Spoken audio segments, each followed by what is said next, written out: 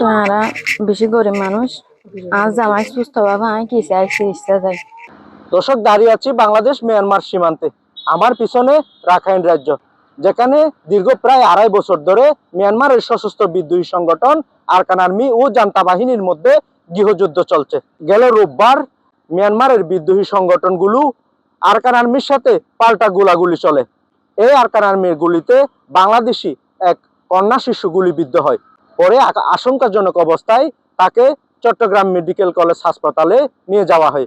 বর্তমানে তিনি আইসিইউতে মৃত্যুসজ্জায় রয়েছেন। যদিও বা এর রেশ কাটতেই না কাটতে আজ সকালে হানিফ নামের এক জেলে তার নৌকা দেখতে গিয়ে মিয়ানমারের আরকান আর্মির ফুতে রাখা মাইন বিস্ফোরণে তার পা বিচ্ছিন্ন হয়ে যায়। তার পরিবারে চলছে অভাব অনটন। পরিবার জানিয়েছেন তার কিভাবে চিকিৎসা হবে, কোথায় যাবে। তবে এই গেল 2-3 দিন ধরে সীমান্তের এই উত্তেজনার মধ্যে আরকান আর্মির গোলাগুলি সহ্য করতে না পেরে রোহিঙ্গা বিদ্রোহী সংগঠনের 53 জন সদস্য বাংলাদেশে প্রবেশ করার সময় বর্ডার গার্ড বিজিবি তাদেরকে আটক করে।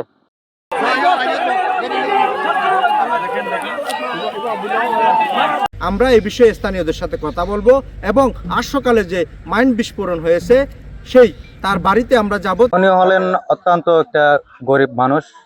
উনি বলতে গেলে উনি একবেলা জোগাড় করতে পারলে আর বেলা জোগাড় করতে পারে না। আমাদের হাঁটার পথে ওটা মাইনিকটা মানে ওই মগবাগি নাকি গুলা ওরা পুঁতে রাখছিল, তো হাঁটার সময় ওটা বাস্ট হয়ে গেছে।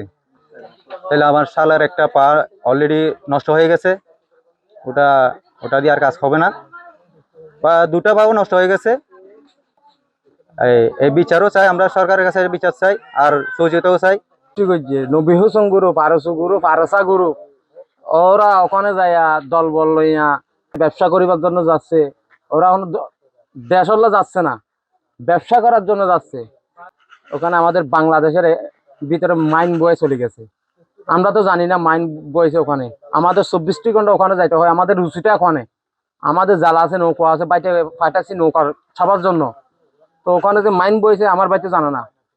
তো মাইনটাকে আজকে যে আমার বাড়ি নষ্ট হয়ে গেছে, ট্যাঙ্কটা একেবারে বিচ্ছিন্ন হয়ে গেছে, তার সে বিষয়টা ইন্ডিশন নিয়ে আমাদেরকে একেবারে টেংনা অঞ্চলের মানুষকে শেষ করে দিতে পারে না। এই রোহিঙ্গাকে দেখ, বাংলাদেশটা রোহিঙ্গাকে দিয়ে আমরা একেবারে নির্বংশ হয়ে চলে যাই। বুম পরিবারে ট্যাং চিরি গিয়ে তারা বেশি গরিব মানুষ। আজ জামাই সুস্থ বাবা আমি কি চাই চিকিৎসা চাই।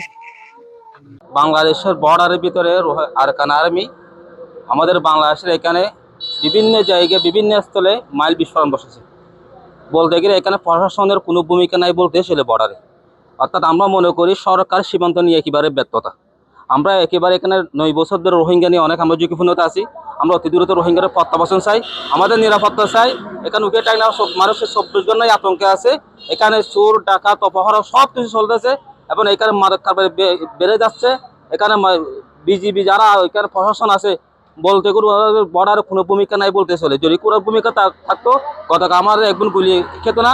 আজকে সকালে আমাদের এক ভাই পা বিচ্ছেদ হতো না ওখানে আমরা অতি দ্রুত সরকার জোর দাবি জানাচ্ছি। ওখানে যতগুলো নাকি মাইল বিস্ফোরণ বসাইছে ওরা শনাক্ত করে যাতে উঠে নিয়ে যায়, যাতে আমাদের মানুষের নিরাপত্তা হয়, জানমাল রক্ষা হয়। নবী তখন গুন্ডা বাহিনী আছে ওখানে, তো এরা দৌড়াতে যাইয়া এই বর্মার লোকে তারপরে ওই বাংলাদেশের মাঝে মাইন পুঁতে রাখছে। দেশের ফোয়ার ট্যাঙ্ক 2টা ফায়ার চলে গেছে। সরকারের কাছে আমাদের জোর দাবি, এই যে সরকারের বিশেষজ্ঞ বিমা বিশেষজ্ঞ যাইয়া ওখানে যাইয়া যে সাত আছে গ্যারের ভেরি বান্ধব মাঝে মাইন পুঁতে রাখছে, এইটা উদ্ধার করা। সীমান্তের এই মানুষের নানাবিধ সমস্যা, নিরাপত্তা সহ বর্ডার গার্ড বিজিবি সহ অন্যান্য আইন শৃঙ্খলা বাহিনী তাদের এই অনুপ্রবেশ এবং তাদের এই গোলাগুলি নিরসন না করা হলে এই সীমান্তের মানুষ নানা সমস্যায় সম্মুখীন হবে। টেকনাফের হোয়াইটং, বাংলাদেশ।